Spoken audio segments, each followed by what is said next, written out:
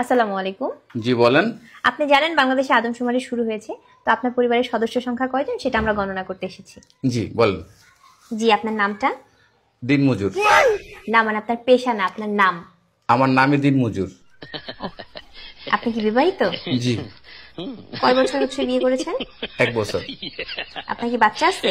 জি 2 জন, মানে আমি 2 বিয়ে করেছি। ও আচ্ছা। আপনার স্ত্রীর নাম? ছোটজন না বড়জন? বড়জন। কিয়ামত।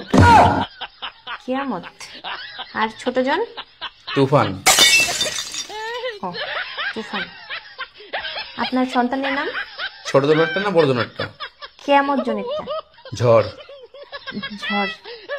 আর তুফানেরটা? সিডর। সিডর। জি, আপনার মূল্যবান সময় দেওয়ার জন্য আপনাকে ধন্যবাদ। আর লাগবে না? না না না, আর কিছু লাগবে না। আর কিছু লাগলে নিয়ে যান। না না, তাহলে ভিতরে এসে চা খেয়ে যান। এখানে বেশি থাকলে সমস্যা আছে।